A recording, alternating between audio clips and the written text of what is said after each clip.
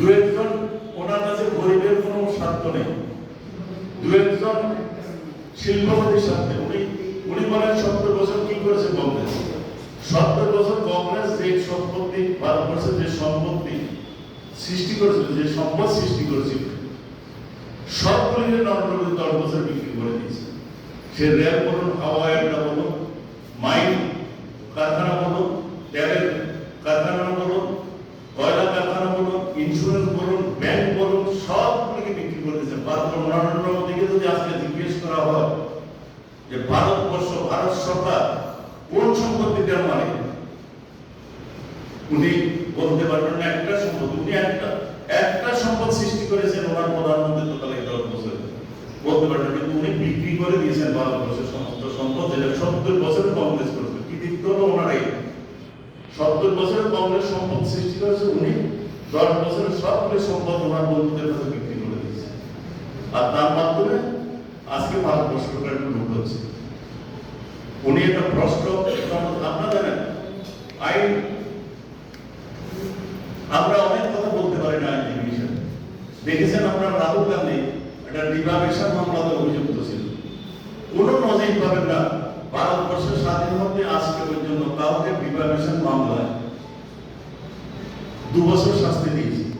আর রাহুল গান্ধীকে একটা কথা বলেছেন, এটা ডিফামেশনের ওদের কথা, রাহুল গান্ধী সেটাতে এখন স্টিক করছে। কিন্তু দেখা গেল সেই ডিফামেশন মামলায় লোয়ার কোর্ট 2 বছরের শাস্তি দিল, হাইকোর্টে এপিল করা হলো, হাইকোর্টও 2 বছরের শাস্তি দিল। আর বিজেপি বলছে আমাদের কি করে দেবো, দোষী সাব্যস্ত হচ্ছে, দোষী সাব্যস্তের নমুনাটা দেবে 2 বছর। সুপ্রিম কোর্টে যখন এপিল করলো, সুপ্রিম কোর্টের চিফ জাস্টিস প্রশ্ন করছে এই যে জ্যালটা দিলে কিসের ভিত্তিতে, একটা নজির দেখাও ভারতবর্ষে, একটা নজির দেখাও হাইয়েস্ট পানিশমেন্ট ডিফামেশনে করা হয়েছে। কারণ এটার একদিন যদি কম দেয় তাহলে রাহুল গান্ধীর সদস্য শিক্ষা থেকে যাবে, সেই সদস্য শিক্ষা যাতে না থাকে সেজন্য 2 বছর দিয়েছে। এবং 2 বছর পানিশমেন্ট দেওয়ার সঙ্গে সঙ্গে রেজিস্ট্রেট সংবিধানে দেখা যায় রাহুল গান্ধীকে নোটিশ, রাহুল গান্ধীর সদস্য পদ খারিজ, রাহুল গান্ধীকে নোটিশ দেওয়া হলো বাড়ি ছাড়ার জন্য, রাহুল গান্ধীর সংগঠনে ছেড়ে দেবে। সুপ্রিম কোর্ট যখন প্রশ্ন করলো একটা উত্তর দিতে পারে।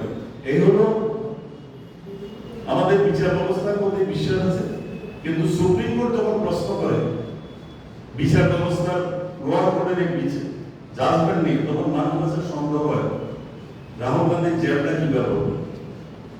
এখন দেখুন মানি লন্ডারিং এ কেজরিওয়ালকে অ্যারেস্ট করেছে, সেখানের মধ্যে অভিযোগ যে লোক, তার বিরুদ্ধে কোনো এভিডেন্স নেই, ও এক ষড়যন্ত্র বা এই ঘটনার সঙ্গে জড়িত। একটা লোকের সাক্ষীর ভিত্তিতে ওকে অ্যারেস্ট করেছে। তাকে এর আগে 8 বার ইডি দেখেছিল, তার 8 বার স্টেটমেন্ট রেকর্ড হয়েছে। একদিনও কেজরিওয়ালের বিরুদ্ধে কোনো অভিযোগ করেনি, একটা স্টেটমেন্টও দেয় 9 বার স্টেটমেন্টে দেখা যায় সে কেজরিওয়ালকে ইনভলভ করেছে। কিন্তু দেখা গেল কি তাকে অ্যাসিউরেন্স দেওয়া হয়েছে তুমি কেজরিওয়ালকে ইনভলভ করো, যে কেজরিওয়ালের কথা বলেছো, তাহলে তোমাকে আমরা রাজসাক্ষী বানাবো, তোমাকে বেল দিয়ে দেবো। যখন এই সাক্ষীটা সে দিল, দেখা গেল তার বেল হয়ে গেল, রাজসাক্ষী হয়ে গেল, রাজসাক্ষী মানে তার শাস্তি হয়ে। পরবর্তীকালে দেখা গেল আরো ঘটনা, এই লোকটা যে মুক্তি পেল, দেখা গেল সে বিজেপির ফান্ডে 65 কোটি টাকা ডোনেট দান করেছে।